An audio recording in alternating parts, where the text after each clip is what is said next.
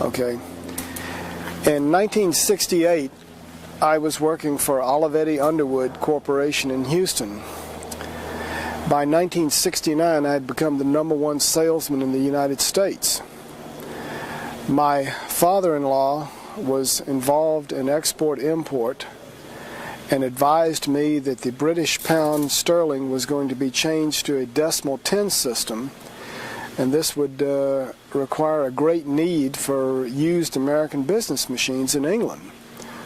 So I flew to London in 1969 and set up a business to sell used machines in England. Eventually this led into Scandinavia, and I ended up in Stockholm, Sweden, working for Olivetti, or we should say Svenska Olivetti, in Stockholm, Sweden. The police chief of Stockholm secured me a work permit because I had certain knowledge of equipment in the United States that had not been introduced into Sweden, and they needed someone in Stockholm to instruct and sell this equipment. Therefore, I ended up with this work permit from the police chief. And over a period of time, I became quite successful in selling used business machines in Stockholm. Eventually, the CIA, or someone claiming to be with the CIA, contacted me and explained that much of the equipment was ending up in the hands of the Soviet Union and their satellite countries such as Poland, East Germany, and Czechoslovakia. They asked me to continue to sell my equipment and even helped me acquire certain equipment that they thought would be of some technical value to the Soviet bloc. Basically what this was a reverse sting to identify the people that were buying the equipment, and we were trying to put a trace on the equipment, see where it actually ended up. This went on for about 6 months, and eventually the CIA explained to me that I should leave because many people that were my customers were reporting that I was working for the U.S. government in more or less a reverse sting operation for technology transfer. I closed the office down and moved back to the United States and continued working for Olivetti Underwood Corporation. Then, this was about 1971. In 1972, I had a business going where I was importing motorcycles and motorcycle parts from all over the world, mostly Japan and England and Germany. The shop was broken into and a large part of my inventory was stolen. The Houston police couldn't do anything about it, and they advised me to contact the DEA because they believed that a group of drug dealers had actually stolen the merchandise. So in my conversation with DEA, I agreed to go to work for them in order to catch the people that had stolen the merchandise from my motorcycle shop.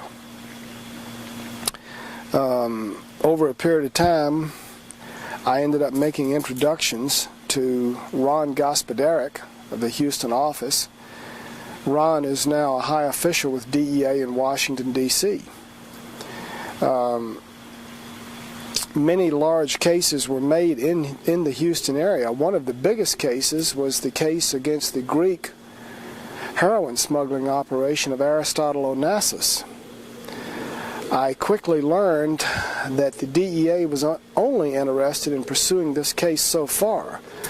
When it came to infiltrating the top echelons, they quickly dropped the case.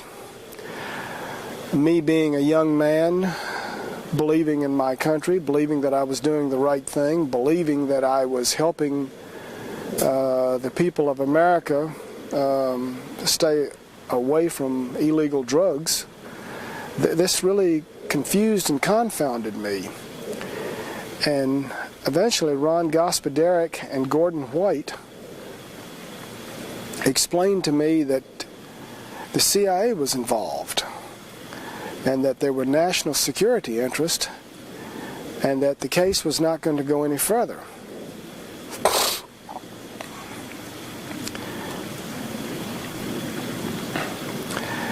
After this case was finished, the DEA sent me into Mexico, they sent me into West Texas, they sent me all over the United States. And in particular, I was involved in going into Mexico and breaking up large-scale heroin smuggling operations. There were too many of them to name. None of them were of any great significance, but the significant point is that I was working for the DEA, I was being paid, and I was an undercover agent. At one point, they advised me to become a pilot so that I could infiltrate certain drug gangs better. They paid for my training, they paid for my pilot's license, and then eventually, by about 1978, they sent me to the FAA Academy in Oklahoma City. Bill Collar, high-level agent for the DEA, trained me in DEA aircraft how to make soft field and short field landings, and trained me for ocean survival and jungle survival in case I was forced down or had to crash.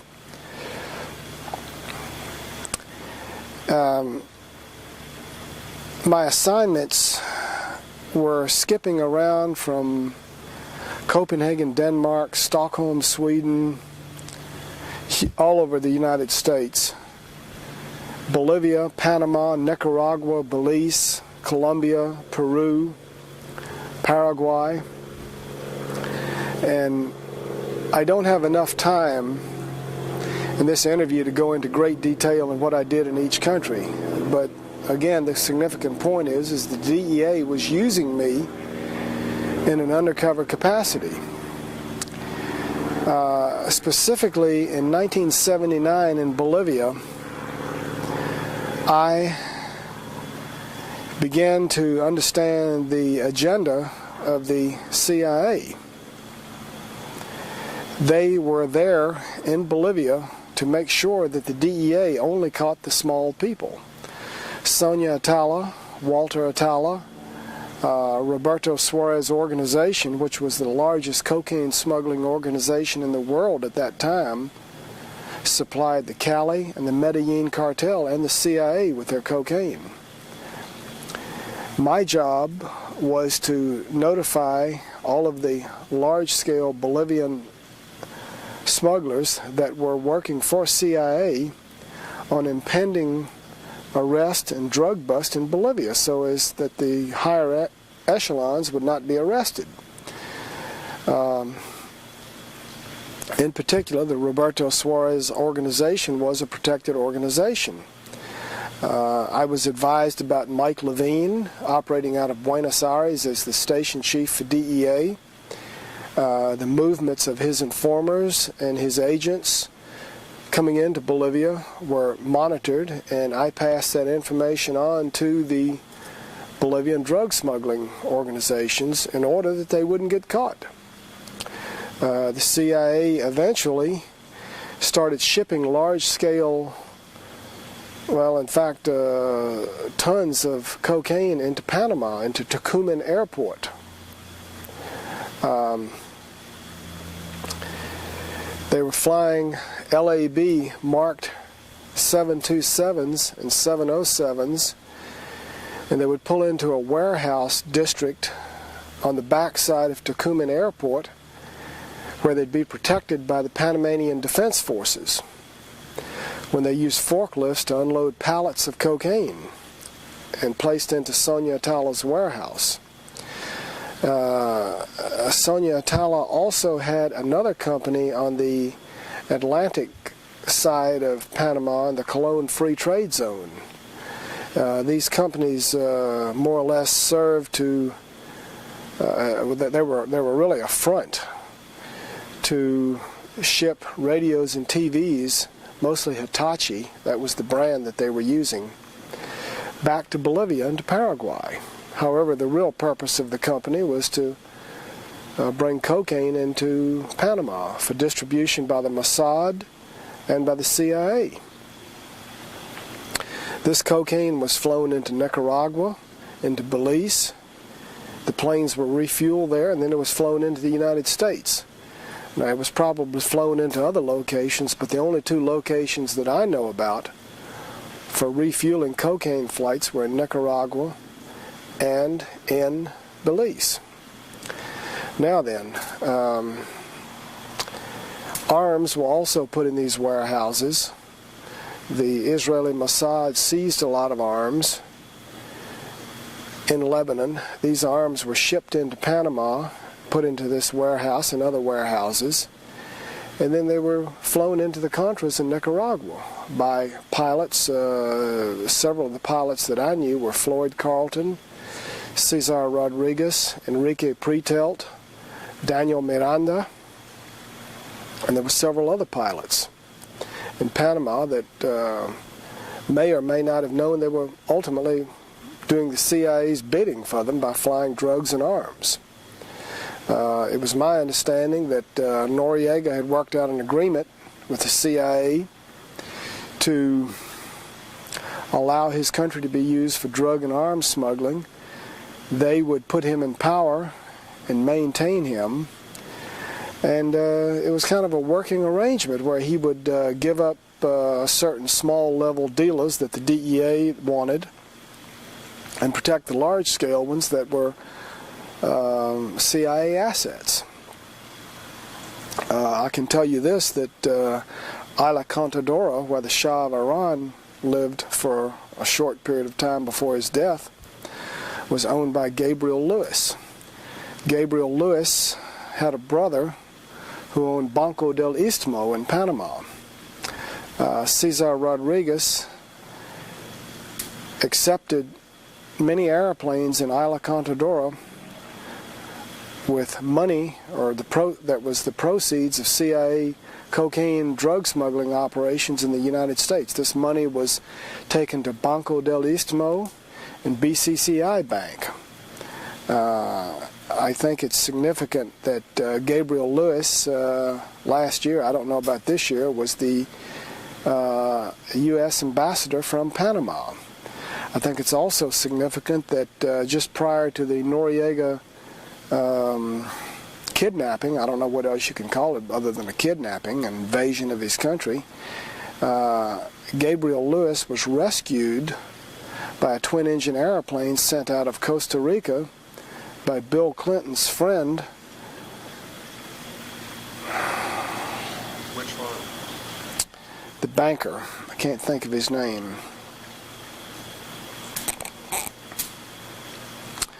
I'll come back to it later. I can't think of the banker's name, but it's also significant that I had flown money out of Arkansas and eastern Arkansas, just west of Memphis, and near a little town called Mariana. I had also, it's near Forest City. I had flown arms and money out of this area into Belize and Nicaragua and Panama. And at one instance, I picked up a load of cocaine out of this warehouse in Panama and flew it on a plane that was provided to me by the DEA out of Panama, and I flew it into this airstrip. A DEA agent out of Memphis met me.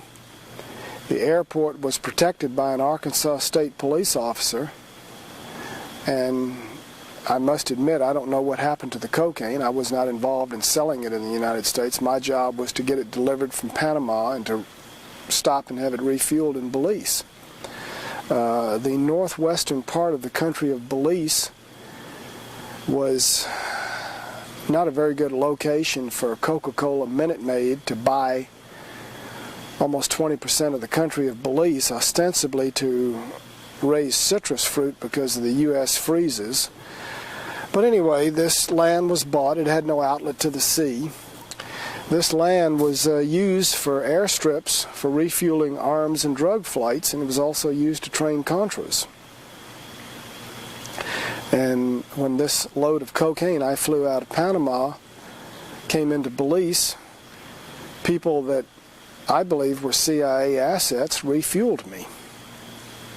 Also, when I flew arms out of Louisiana and Texas and Arkansas, I would land in Belize in the northwestern part and either continue on after being refueled or give the plane over to another pilot. What types of planes did you fly? I was flying mostly Piper Senecas, Piper Aztecs, Cessna 310s, Cessna 210s, Cessna 206, Piper Navajos. This is, I think, significant that the FAA had and the DEA had spent money on me learning how to successfully do short field and soft field landings.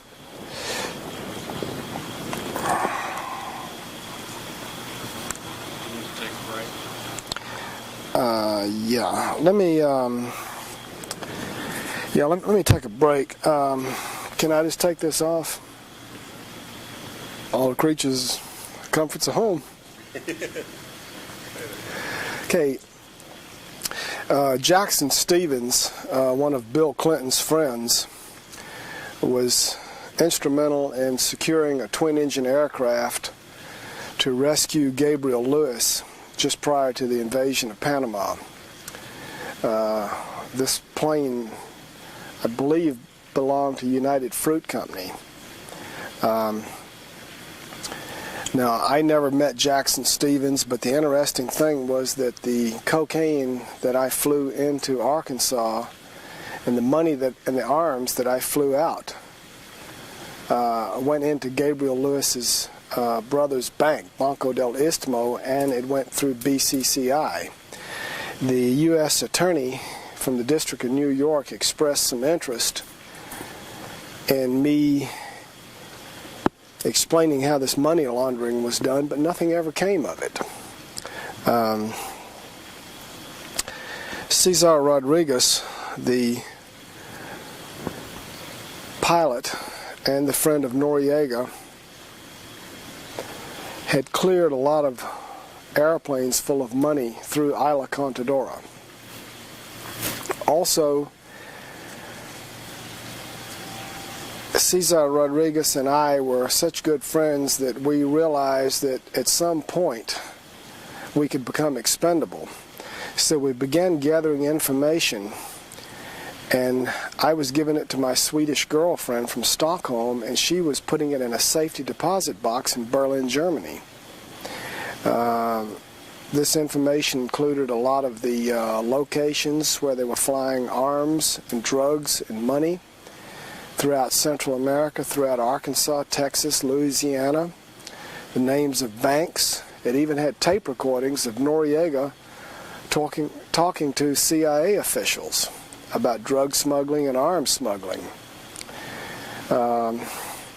We believed that at some point, if they ever tried to make a move against us, that we could, in fact, take that information and use it against them to secure our freedom. Over a period of time, I began to wonder what the real agenda of the United States government was. At first, I believed that there was a war on drugs, that they were trying to stop drugs and protect the people. Then the next excuse was, well, we need to defeat the communists. They're in Central America. You need to go in and pose as a drug smuggler and find out about arms shipments, Cuban advisors, Russian advisors. And, of course, my cover was that I was a drug smuggler. No one else, other than a drug smuggler, could safely travel around Central America without being suspected of working for the CIA or the U.S. government. This information that I had gathered also, well, let me say it in a different way. Over a period of time, traveling all over the world and having the ability to speak 5 languages, I read newspapers from Northern Europe, and also from Spain and from Latin America. And I realized that the U.S. was not the bastion of freedom that we had grown to believe it was. I learned that many of the devious things that the Soviet Union did, we also did. And it was common knowledge in 1979 in Europe that the U.S. military-industrial complex was unnecessary, that the Russians would fall apart, literally would implode, if they were left alone. That this Reagan and Carter election was a sham on the American people on Reagan's part, because the military-industrial complex didn't need to be built up. The Russian people didn't believe in the system. They didn't have enough to eat. They didn't believe Pravda. And again, it was common knowledge in Northern Europe that within 10 years the Russian system would fail. Over a period of time, I began to question what I was doing, and I wanted out.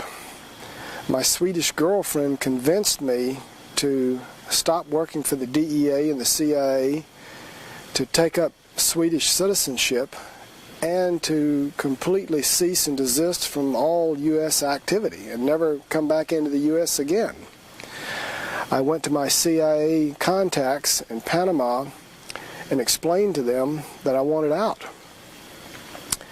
They protested and told me that I couldn't get out, that I knew too much, that I was too valuable, that I'd made too many connections all over the Americas. And when I insisted, they finally gave in. What's interesting is approximately 3 weeks later, I learned from the Aspen police, who were my friends, that there were people on my land with high-powered rifles that didn't appear to be hunters, and that they were watching my house. I figured there was a hit out on me, so I left. I flew to Houston in one of my private airplanes. I went to my ex-wife's house and told her that I was going to be leaving the country and moving to Sweden, and I said goodbye to my daughter. When I stepped out of the house and walked down the street, I was surrounded by plainclothes people driving Pontiac Firebirds and Chevrolet Camaros, and I didn't know who they were, so I started running. They chased me. A helicopter came after me.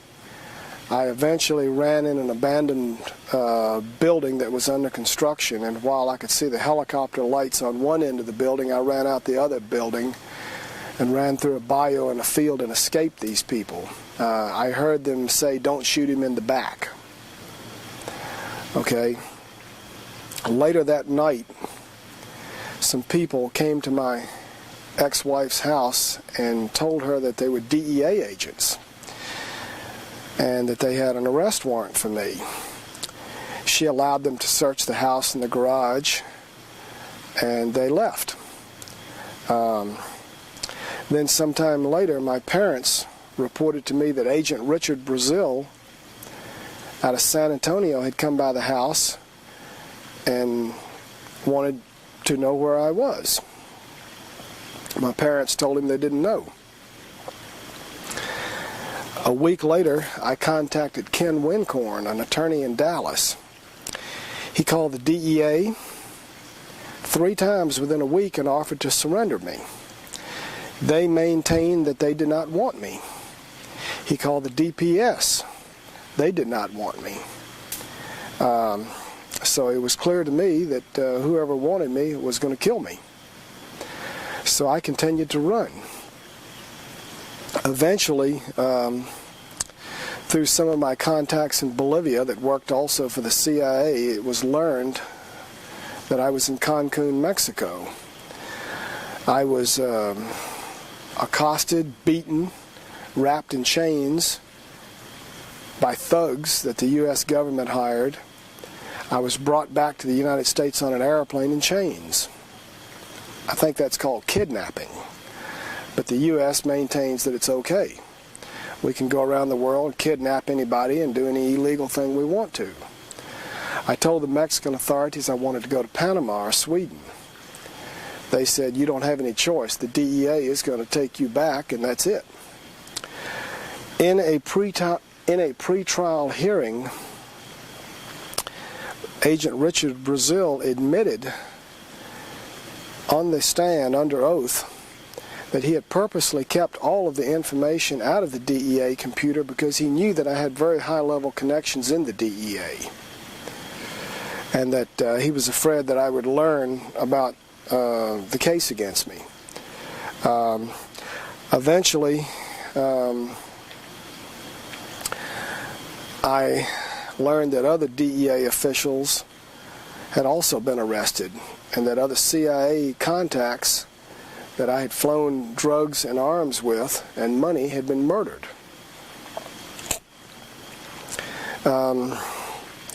While I was awaiting trial in San Antonio, the prison chaplain by the name of Crook, it's an interesting name for a prison chaplain, but he was a nice enough fellow. He came to me and told me that I had to go to the chapel, that he had some bad news. I was informed that my Swedish wife, the mother of my child, had been found on a railroad track in Germany, that she had committed suicide. I didn't believe it for a minute, but that was what he told me.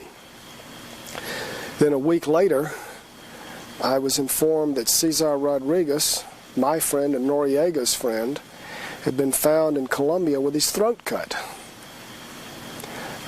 This is a symbol called a Colombian necktie. It means you talked. Now remember, my Swedish wife had compiled the information about Noriega and the CIA in a safety deposit box in Berlin, Germany. I realized very quickly that if I went to trial, I'd probably either end up dead or I had no supporting evidence. So when I did finally go in front of Judge Fred Shannon in San Antonio,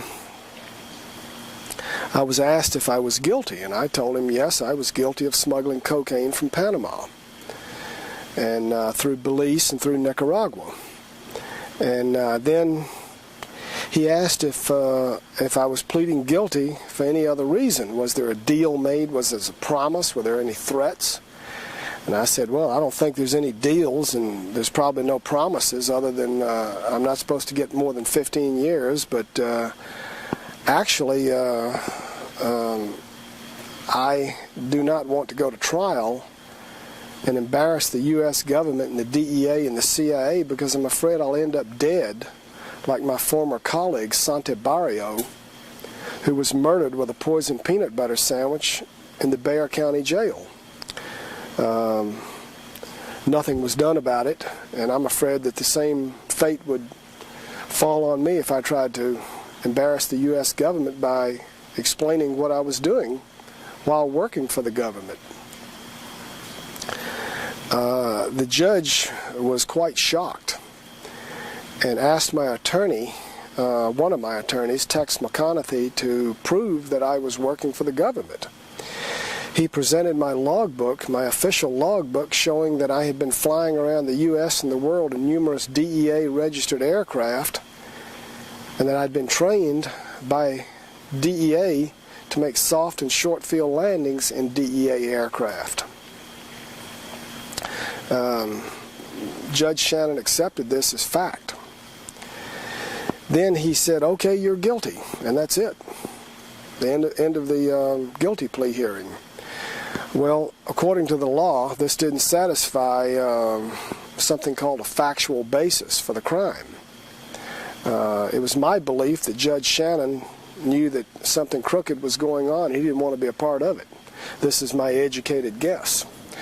Because approximately 30 days after sentencing me, he quit.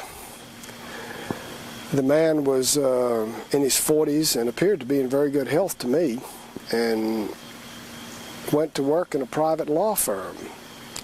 Now, I've never talked to the judge. I don't know exactly what went on, but you can conclude for yourself from the facts what may have happened.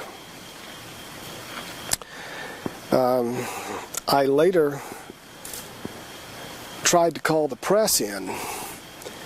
I was written up in the newspaper, and the newspaperman said that there was obviously some sort of a cover-up because there was a lot of whispering in front of the bench out of the earshot of the public.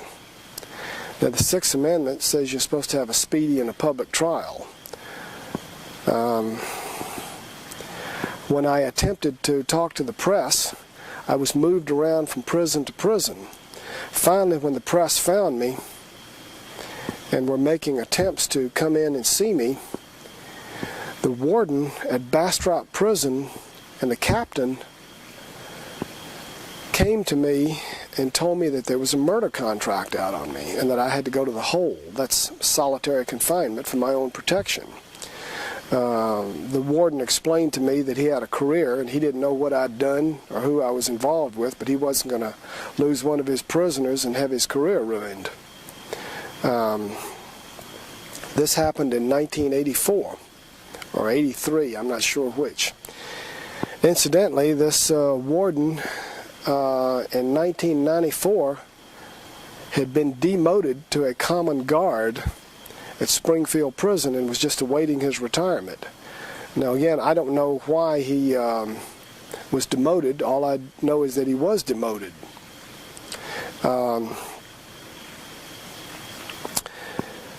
Later,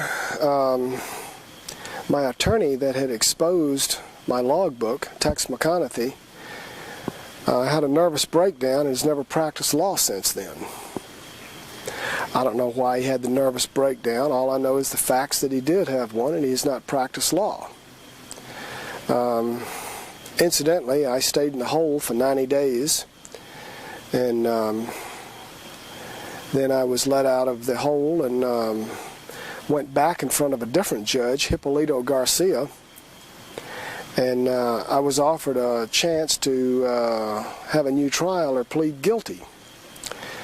Having no information, having my family threatened with murder, having my body put in a hole for 90 days, I decided that the best thing to do would be plead guilty a second time and not make any waves. When you're not allowed to make bond, when all your documents, all your information is destroyed, and when your life's on the line, you don't put up a very good fight in court.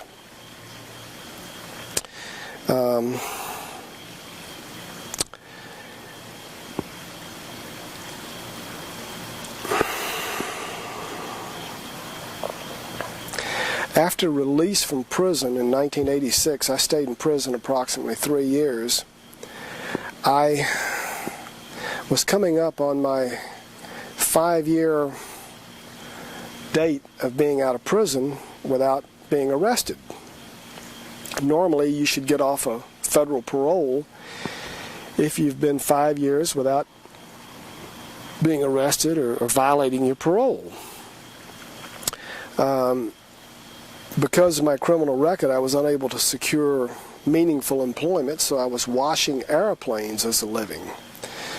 I phoned my parole officer, a Mrs. Barron out of Arlington, and told her secretary that I was going to Austin. Her secretary advised me to come in and get a permit. I was remiss, and I didn't go in and get the permit. I went to Austin anyway. While down there and while washing planes, I was approached by Robert Nestorov of the Department of Public Safety Air Smuggling Detail. Since he had been protecting me on my arms and drugs flights from the early 80s, I knew him well. And in fact, I was planning on going into the Noriega trial and explaining to the jury about the cocaine, drug smuggling, arms smuggling operation out of Panama and Bolivia and Nicaragua into Texas, and how Nesterov was protecting these drug flights. So, to make a long story short, Nesterov and his friends showed up, arrested me and two other gentlemen. I'm sorry, Nesterov and his fellow DPS officers took me to jail along with two other men without arresting us. They searched the plane, they searched several cars, they searched several houses, and the next morning they returned to jail and said, "Let them go. We can't find any laws they've broken." So I started to walk out of jail, and they said, "No, hold this guy because we're going to get his parole violated for being in Austin without a permission from his parole officer." I told these DPS officers, including Nesterov, that that was not their job, that it was my understanding that if there was a violation, I'd deal with my parole officer. And since they didn't have an arrest warrant, that I'd just leave and go back to Dallas and talk to my parole officer. Well, they didn't like that idea, so they put me in jail, again without arresting me. They held me until the next day, and then they did get an arrest warrant. It's kind of, I think it's called getting the cart before the horse. Then, 90 days later, they took me into the back room of Bastrop Prison near Austin without an attorney, without the public being present, and I was charged with being out of bounds, and I pled guilty to being out of bounds because I technically did not get the written permit, even though the parole officer knew where I was. The penalty for this was 60 days. When I left the room, I kind of felt that these parole commissioners were up to something. 5 minutes later, when I came back, they told me they had made up an additional charge of smuggling drugs in a conspiracy utilizing my flying ability, and that this activity was similar to my previous activity, and instead of 60 days with good time, I should get 20 months with no good time. I protested that, and I have it on tape, that Nesterov was a liar, a drug smuggler, and that he was getting to me to keep me from testifying in the Noriega trial. They said that that didn't matter to them. Later, I appealed this conviction, and I asked for the specific drug that I was smuggling, the country I was smuggling it from, to, and through. I asked for the names of the co-conspirators. I asked for the specific airplane, and I wanted to know when I did it. The parole commission said that my conviction was affirmed because I failed to convince them in my appeal that I was not doing what I was accused of. Now, I'm not a rocket scientist, but this seemed like to me it was an Orwellian thought crime. I don't know what else it could be. At this point, I wrote a lot of information about the drug and arms flights that I had made and that I knew about, and about the political involvement of CIA and Noriega in drug smuggling, the Bolivian Paraguayan connection. And I wrote it and I gave it to a trustee who said he could smuggle it out of prison and mail it from a post office box on a golf course where he worked as a cleanup man. Apparently this letter did arrive to Joe Miranda in Austin, Texas. I called Joe on the monitored prison phone and learned that he had received the letter. And in discussing it, I think Frank Rubino, Noriega's lawyer, came up. That was who he was supposed to turn this information over to, and also the press. Shortly thereafter, the police, I think it was the DEA, raided Joe Miranda's house with a search warrant. No drugs, no money was found. No evidence of drug smuggling was found, but these papers were taken.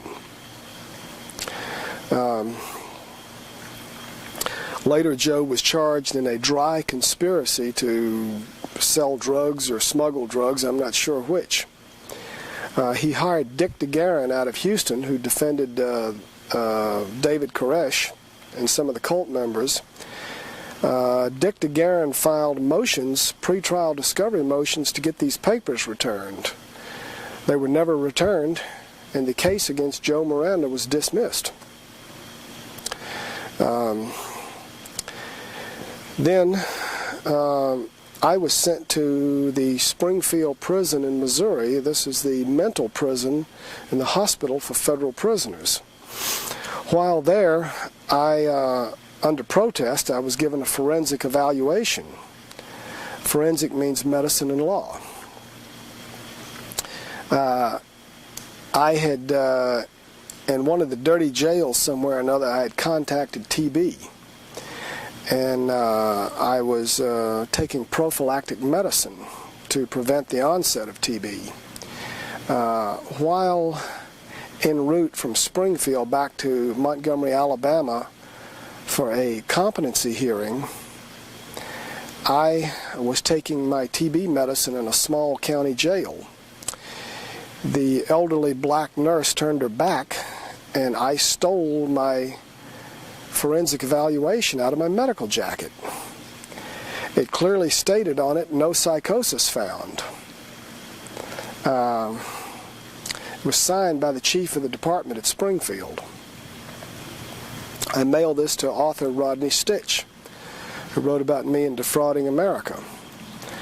Then when I got to Alabama, I was again ordered to undergo a second psychiatric examination by Dr. Guy Renfro. I protested, but had no choice in the matter. And so he gave me about an hour and a half worth of examination. And then I was taken into court. My court-appointed attorney was obviously on the government side and was going to sell me out, so I told him to sit down and shut up and I would conduct my own hearing. I asked Judge Thompson if this would be permitted, and he agreed.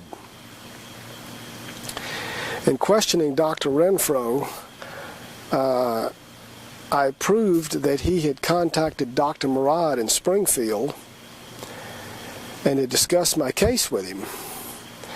I asked the doctor, Dr. Guy Renfro, several questions.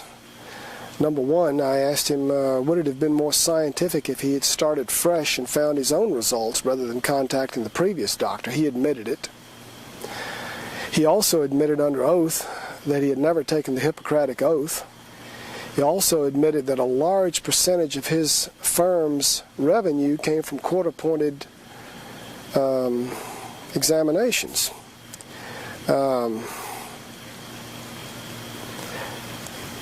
I thought that I had done a good job. Everyone else in the court thought I had done a good job, and I don't think there was anyone in attendance who really believed that I was insane. However, Judge Thompson agreed with both the psychiatrists that I was insane and sent me back to Springfield for a 120-day restoration to competency. During this time, I made it known to Judge Thompson that someone was committing fraud in his court, that I had a copy, or that I had the original forensic evaluation showing that no psychosis was found. This didn't seem to impress the judge, and so he again committed me to a second 120-day observation. At this point, the psychiatrist or psychologist said that they couldn't cure me, that I was hopelessly insane and could never go to trial.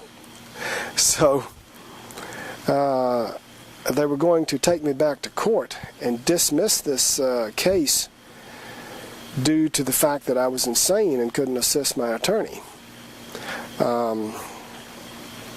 I think they were worried about what I'd say in court and that no one would really believe the government. So they decided instead to keep me in Springfield and just do everything by mail rather than have me go back to court. I was given a dangerousness hearing by a committee of quacks at Springfield to determine if I was a danger to society, if I might injure someone or property or myself if I were released. And the only truth came out that I agree with from this whole thing, that I was no danger. So I passed the dangerousness hearing. Then, rather than dismiss it due to incompetency or insanity, Judge Thompson dismissed it in the interest of justice. I believe this is the only escape from a federal prison that has ever resulted in a dismissal in the interest of justice.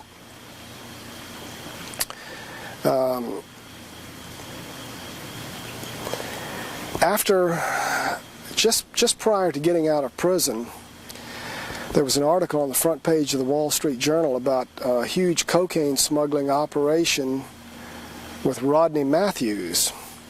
Apparently these fellows were flying cocaine when the AWACS radar was not up. And it was suspected that they were being tipped off by someone in customs. Then later, it was revealed that Richard Cardwell of U.S. Customs had been arrested for smuggling 25 tons of cocaine, along with my old friend Robert Nestoroff of the DPS, who wrote the report that stated that I was smuggling cocaine that I was in this conspiracy to smuggle an unknown drug from an unknown country with unknown co-conspirators. Seems that Nestoroff had perjured himself in federal court and also been involved in smuggling 25 tons of cocaine. I brought this to the attention of the U.S. Parole Commission in the form of an appeal, explaining that I thought that I should have a new hearing based on the fact that I had never been arrested and that Nestoroff was now being charged with this horrible crime of 25 tons of cocaine, perjury in federal court, and subverting the AWACS radar plane, and that the pilot, Rodney Matthews, was claiming that it was a CIA cocaine smuggling operation. Well, the Parole Commission, in their infinite wisdom, decided that I deserve no new hearing. Basically, it sounds like to me, Nestoroff lies and they swear by it. I don't know what else you can call it. So currently I'm under federal parole. I can't travel out of the Northern District of Texas. I have to submit all of these reports about my purchases of anything over $500, and I have to submit myself to the scrutiny of the parole officer.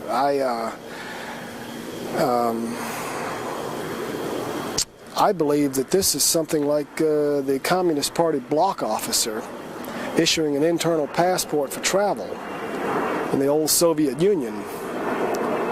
I believe that the military-industrial complex that Eisenhower warned about in his farewell address has evolved into the prison-industrial complex. Let me go back a bit. Ron Gospodarek and Gordon White and my CIA contact in Stockholm, Axel Anderson, George Phillips out of Panama, all concluded that dope is money and that money is power. And they really didn't care if the American public took dope. In fact, they encouraged it for certain people because it kept them pacified and kept them from revolting, especially poor people in ghettos that are disadvantaged. The thing that concerned them was that the wrong people would make money off of it. And if any money was to be made, the U.S. government was going to make the money and control it. I, at one time, believed that the cocaine that I smuggled into the United States would be sold to buy arms. The arms would be used to defeat the Sandinistas. As I stated earlier, I had reported on Cuban and Soviet advisors, as well as Soviet military equipment in Nicaragua. While I was moving around as a drug dealer, I encountered a lot of Soviet arms. This I reported to the CIA. In one instance, a village where I had been buying drugs was literally leveled, and everybody in the village was killed because they had a large supply of Sandinista sympathizers, Cuban advisors, and Soviet military equipment. I felt that I was doing a service for my country. I thought that I was a patriot. I thought I was doing the right thing. Again, after reading the Northern European newspapers, the Latin American newspapers, and talking to my Swedish girlfriend, I realized the U.S. really wasn't very different from the Soviet Union.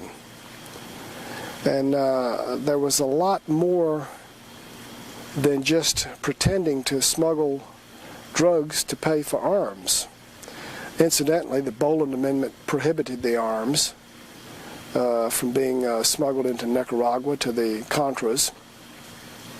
But Noriega, North, Casey, Alan Fears, and Clara George decided that they were wiser than Congress and that this could be done anyway in violation of the Boland Amendment.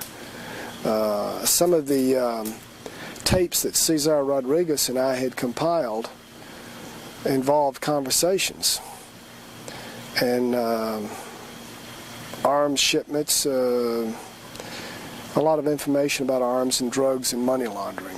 But none of this has ever been found after my Swedish wife was found on a railroad track, and Cesar was found in Colombia with his throat cut and his tongue stuck out. When I did get out of prison in '86, I called my mother-in-law in Sweden and tried to get some information, tried to see my child. She was not very happy with me, and she informed me that I had caused the death of her daughter. And in a roundabout way, she was right. She did explain to me that she had gotten the information out of the safe deposit box in Berlin, was going to give it to the press in East Berlin, and was going to fly back to Stockholm that night on a flight, and she told her mother not to feed the baby because her breast hurt. She wanted the baby hungry when she got home. The next morning, she was informed that her daughter committed suicide on a railroad track. I wasn't there. I don't know what happened. I don't know the whole story, but I think the people can figure it out for themselves. One other thing I'd like to mention is at one point I had gone into Paraguay with a very beautiful Bolivian girl that was Miss Bolivia as my date. This was in August. This is their coolest month in Asuncion, and they have a lot of Germans, a lot of people from all over the world that come in there for a festival. And at this festival, the president's son, Alfredo Stroessner's son, wanted to dance with this girl. She explained that it would be rude for her to leave the table by herself because she'd come with an escort, so I was invited to President Stroessner's table so that his son could romance my date. There I met Anastasio Somoza, the deposed dictator of Nicaragua. We exchanged small talk, and then sometime later I realized that the people of Paraguay, at the airport especially, thought that I must be somebody important, and that my gas tank of my airplane was filled free, my airplane was washed, and people sought my opinion on matters of which I knew nothing. In Latin America, if you know someone important, you're a desirable guest, and they would like to make your acquaintance. I reported this back to Cesar Rodriguez in Panama. he then offered me $1 million to take a high-powered rifle and assassinate Anastasio Somoza. I reported this to the CIA. They doubled the guard on Somoza, and I played along with Caesar, telling him that I would try to do it. Eventually, I told him that I just couldn't get close enough, and I just couldn't do it to get somebody else. This was just to buy time. While I was in Panama, I read in the newspaper that some people had taken a bazooka and blown the top off of his Mercedes-Benz in a well-placed shot, and then come in and machine gun the inside of the car. I don't know who did it. I've heard that some people out of Buenos Aires did it. I didn't have anything to do with it, but anyway, the point I try to make is that Cesar Rodriguez was moving in circles where he had information, and if he was involved in something that big and to get that much money, he had pretty good connections. And a lot of this information was what we had compiled and put in the safety deposit box in Berlin. I could tell story after story about arms flights, drug flights, people that I've seen killed. David Smith was a good friend of mine and a pilot. He was from the United States. He flew arms, he flew drugs.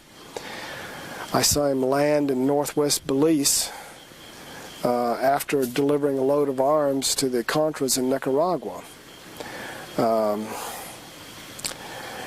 At about 1,000 feet, I observed a CIA agent pull out a .45 and shoot him and drag his body into the jungle. They told me that he had done something that he shouldn't have done and that I had nothing to worry about as long as I played the game with them. I never knew what David did. I just knew he was never seen or heard from again. And I mean, something like this was quite common. I think the biggest mistake I ever made was believing in the United States, believing in the integrity of the government, and believing my handlers. I was a naive young man coming out of Richmond, Virginia. I believed in my country. I was against drugs. I've never been a drug user, although I've smoked marijuana, and in several instances I had to use cocaine in order to make myself believable, or I would have been killed. When you're undercover, you do what you can do to survive. But I've never been a drug user. I've never been a person to drink or smoke. I believe in living a clean life. I did believe in the U.S., but I don't believe in it anymore. I think that we've got a government of criminals. I think the courts are corrupt. I think they'll accept perjury. Incidentally, the transcripts in many instances were changed. The courts are so corrupt that if you get something on the record that they don't like, they'll go in and change it. Basically, might makes right. And the law is whatever they say it is. I think that this country was founded to get away from such laws that the English imposed on us. I thought we'd had enough of the British Court of the Star Chamber, the Spanish Inquisition, and the French Letter de Cachet. But I think history is repeating itself. And until the law has some integrity, then the country has no integrity. And until the entire society is exposed to the same,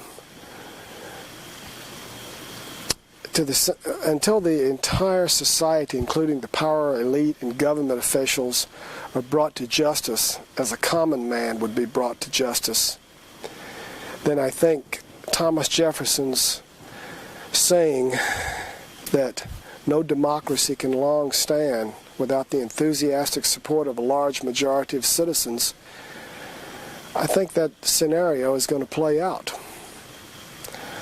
Also, I'd like to remind the people that Ben Franklin said that if anyone would give up a little liberty in order to gain a little security, they shall have neither liberty nor security. These are just my opinions, but the facts are that I worked for the government. They paid me. I was an undercover agent. I was not arrested for drug smuggling or drug dealing. I did not have to work off a case. I was not doing this to save my hide. I was doing it because I believed in my country and I believed in the law. And the reason I did smuggle drugs is to raise money to buy arms. I don't think the Soviet Union was a very good model. I don't like what we've become. I didn't like what the Soviet Union was. I'm glad that they fell apart. I'm glad that the back of communism has been broken. I'm glad that communism is no longer a viable threat. But I think that we've got a new threat. And I'll let you determine what it is. That's it. You want to ask me any questions, go over anything? What do you know about Sonia Avila?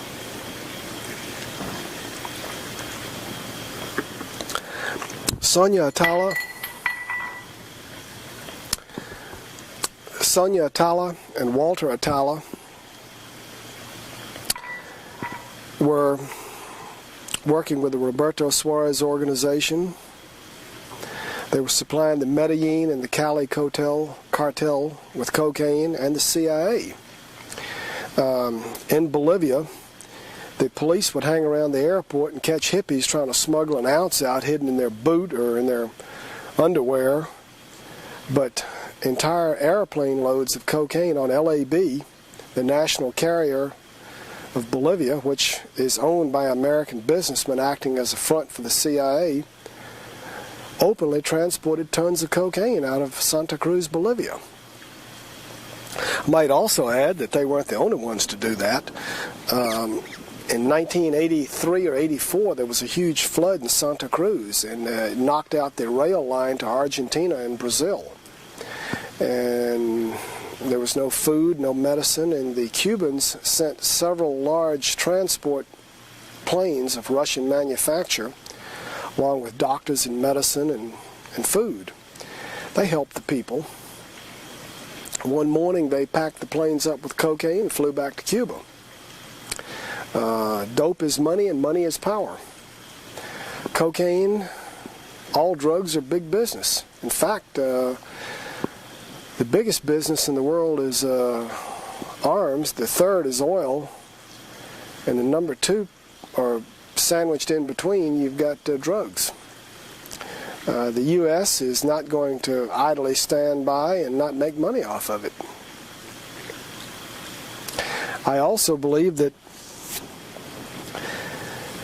well, let me say this. Tacitus in ancient Rome said that the more corrupt the empire, the more numerous the laws. I believe that the war on drugs and many other laws are there so that people will violate them, then get put into the prison industrial complex. Then the government can have them under parole or probation, have control of them, and destroy the Constitution. That's the agenda, that's the purpose. They really don't want to stop people from using drugs. They just want to destroy the Constitution and get everybody under control. And they want to pacify the people that might revolt. Poor people, as I understand it, about the only pleasure they may have is drugs. Now, I'm not a drug user. I don't advocate using drugs, but I think that if someone has no hope because they can't get a job, because they can't get an education, because they've been disenfranchised, because they can't participate in society, maybe the only good times they have are drugs. I don't know. I've been told this. I think it's possible. I think that alternatives to locking people up for drugs should be explored. I think that if a person is a drug abuser, the worst thing you can do is give him to a policeman. I think the most expensive thing is to give him to a policeman. And if I could vote, or if I had any say in the matter, I think a physician could handle it a lot better than a policeman.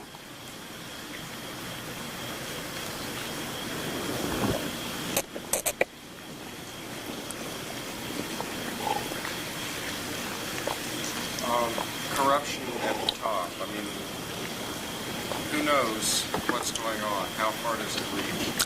Who doesn't? I think young DEA officers are gung-ho. They believe that they're doing the right thing. I think that after a while they figure it out, but then it's too late. There's nothing they can do about it. The system is too corrupt. In 1976 or 77, a lot of CIA people were transferred over into DEA. I think the DeFeo report showed at one time that there was some sort of a plan where the CIA could control the DEA for economic and political reasons.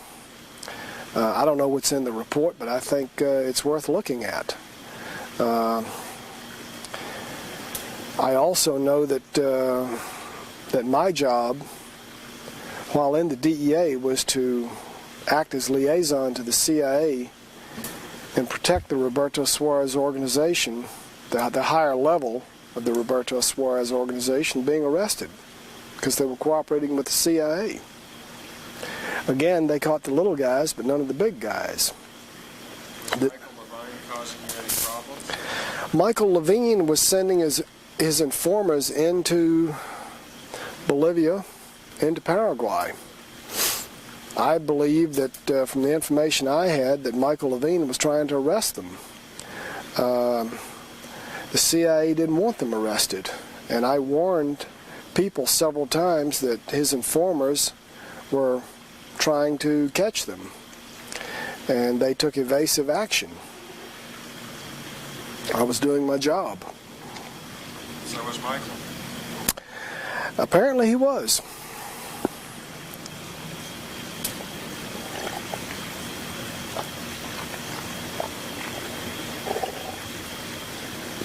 What percentage of Congress knows about this sort of stuff? How much are they being lied to? I really don't know. I've never dealt with Congress. I really wouldn't want to venture an opinion over what percentage of them know. I think that most educated people in the United States that want to be informed should be able to figure it out. I don't think it takes a rocket scientist to figure it out. I think that many American citizens are like ostriches. They put their head in the sand and let the world go by. I don't think congressmen are quite in that category. So I think if they don't know, I think they should know. But they're probably making a lot of money off of it. And also, it's a very divisive issue. It allows the politicians to get on the bandstand and rant and rave and marginalize public opinion against a certain group of people. It gets votes, and I'm sorry to say this, I think the American public is poorly informed, and I'm afraid that the average American is not very well educated as compared to the rest of the world, and I think the power elite want it that way. Uneducated people that are working too hard, that don't have enough time to do anything, can be easily manipulated. Can be easily manipulated. So busy trying to make a living, they don't have time. Most people are so busy trying to make it that they don't have time, and then the other people that that know about the situation are making money off of it.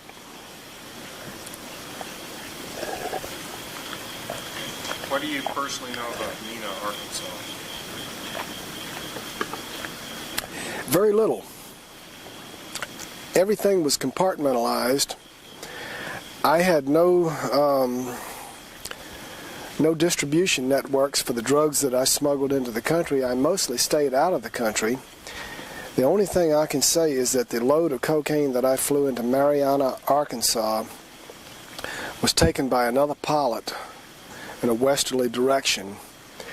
He had about 3 hours worth of fuel on the plane.